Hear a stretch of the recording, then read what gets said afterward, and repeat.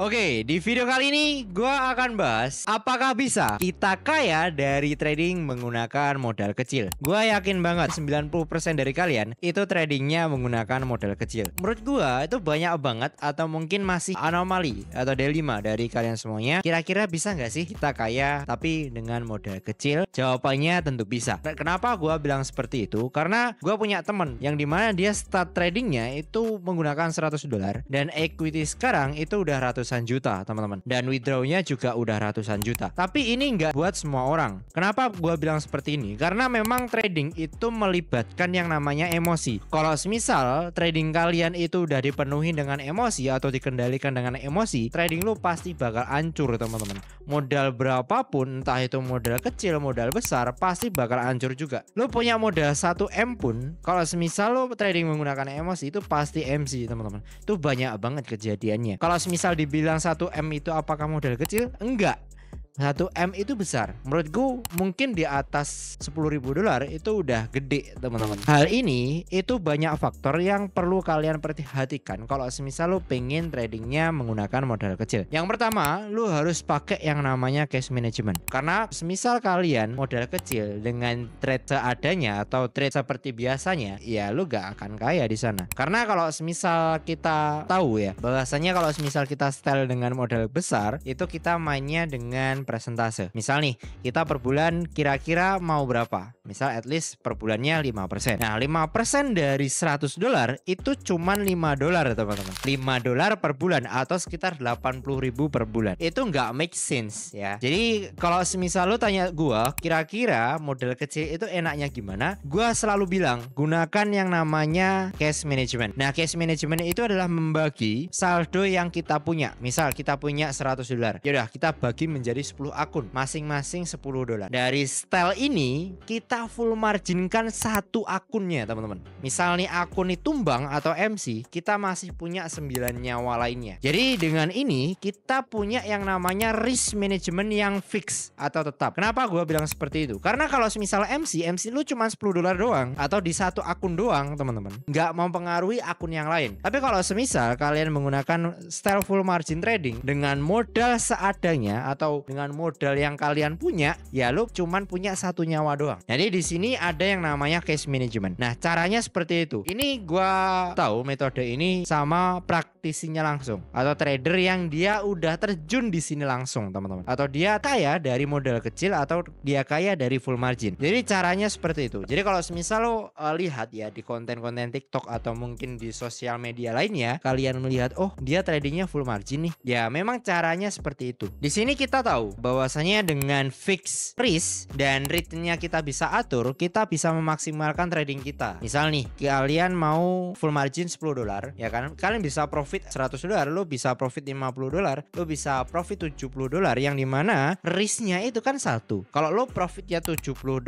artinya return lo adalah 1:7 atau RR lo 1:7. Nah, pertanyaan gue adalah lo butuh berapa pip buat capai $70 ini? Karena seperti yang kita tahu, kalau semisal modal lu adalah $100, maka lot size yang lu pakai adalah 0,01. 0,01 itu 10 pipnya adalah $1. Kalau lu pengen dapetin $70, artinya lu butuh 700 pip, teman-teman. Nah, dari sini kita tahu bahwasanya kita nggak mungkin ya daily trade dapetin 700 pip. 700 pip ini mungkin kita bisa dapat sehari. Mungkin karena daily price daripada gold itu pernah range-nya sampai 1000 pip per harinya. Tapi apakah momen tersebut itu berulang berkali-kali di hari yang sama? Jawabannya kan enggak. Nah, dari sini kita tahu bahwasanya kita harus memainkan yang namanya lot size. Kalau semisal kita mengejar yang namanya nominal, kita harus menyesuaikan lot size, teman-teman. Karena yang namanya market kadang range-nya cuma 50 pip doang, kadang 100 pip, kadang mungkin lebih dari 700 pip, dan itu fluktuatif, teman-teman. Dari sini kita tahu bahwasanya memang cara gamenya itu kita harus menyesuaikan daripada risknya itu. Nah, kalau semisal lo full margin, katakanlah dengan modal $10 atau risk $10, itu kalian bisa entry 0,02, 0,03 atau bahkan 0,05. Kalian nggak peduli yang namanya MC, karena kalau semisal MC pun cuman $10 doang atau mungkin 10% dari modal kalian. Nah, kalau semisal aku biasain itu 5%, teman-teman. 5% per trade. Misal nih, titik stop loss gua gua adalah $100. Ya udah, gua masukin $100, gua full margin kan di sana. Katakanlah margin call atau MC, yang MC cuman $100. Jadi modal gua yang sebelumnya atau modal gua yang lain itu nggak hilang teman-teman, atau nggak berpengaruh atau nggak berkurang sama sekali karena udah gua sisihin. Kelebihannya cash management ini, yang pertama adalah kalian terhindar yang namanya slippage. Jadi kalau misal kalian sering trading news, itu sering banget yang namanya slippage, atau dimana harga itu ke hitnya nggak sesuai dengan price yang udah kita plankan atau price yang udah kita setting teman-teman. Misal kalian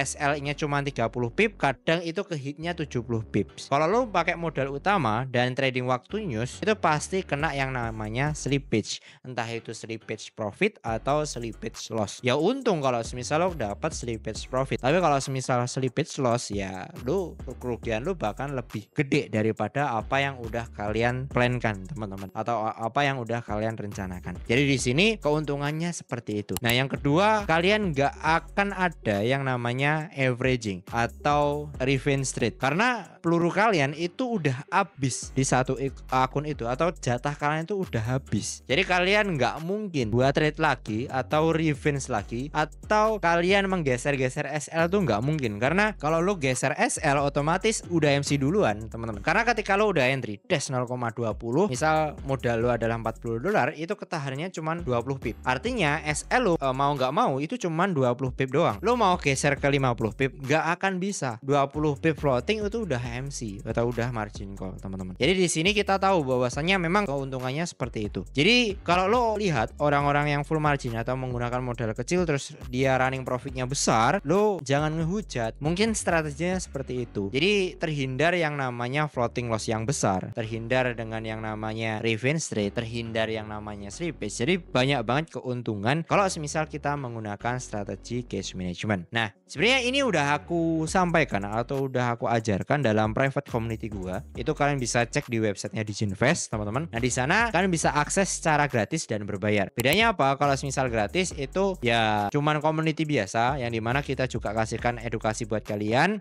Ada live tradingnya juga. Cuman kalau misal yang berbayar itu lebih eksklusif, yang dimana kalian bisa dapetin pembelajaran itu secara lengkap, baik itu dari dasar maupun dari expertnya. Bahkan di sana gua juga ajarin. Ini bonus buat yang gabung bulan ini, itu kalian bisa dapetin akses buat masuk di dalam bisnis model industrinya. Jadi di sana full lengkap. Ini adalah akademi kripto versi forex-nya. Tapi di sana ada kriptonya juga sih. Kalian bisa join, linknya gua taruh di deskripsi video ini.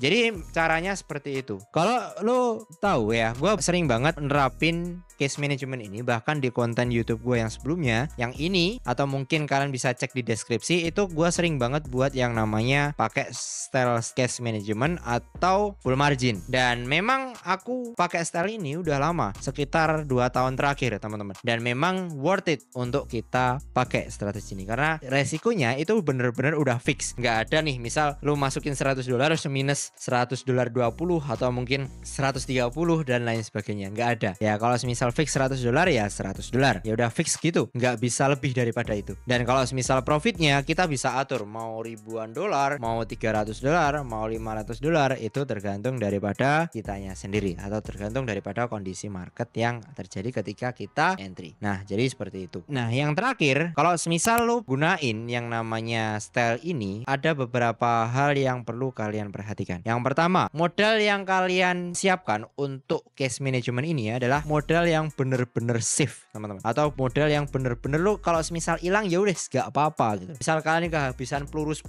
peluru sekaligus, ya wes gak apa-apa. Terserah itu nominalnya berapa, entah itu $50, entah itu $100, entah itu $200, terserah ya. Yang penting kalau misal lo hilang semuanya, bener-bener hilang nih misal, lo ikhlas, lo ya udah gak apa-apa gitu. Nah, yang kedua, kalian wajib punya yang namanya plan yang benar-benar kalian ketatin sendiri. Karena cash management ini ya itu sangat berbahaya kalau semisal lu pengendalian emosinya itu belum stabil. Karena gue juga punya yang namanya pengalaman yang dimana gue awalnya gue cuman pengen trade-nya cuman $100, tapi karena emosi gue itu kesulut gara-gara margin call, itu gue deposit lagi dan akhirnya itu total loss gue di hari itu adalah 50 juta teman-teman. Nah, itu aku udah share juga ya masalah hal tersebut di dalam artikel Google. Kalian bisa searching aja nama gue di sana. Itu kalian bisa baca ya dari awal sampai gue sampai sekarang. Yang ketiga, itu kalian bener-bener tahu kalau semisal strategi yang kalian punya itu punya database yang bagus dan udah pernah kalian forward. Jadi kalau semisal kalian entry itu udah tahu alasannya apa dan potensialnya sampai mana kira-kira. Kalau semisal nanti nggak sesuai sama expectation, kira-kira langkah yang kalian lakuin itu apa? Jadi strategi itu nggak cuman kalian entry exit,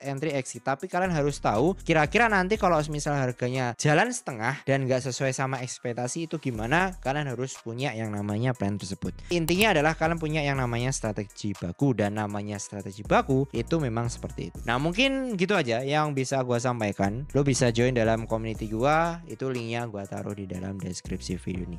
Oke, thank you semuanya, bye bye, ciao.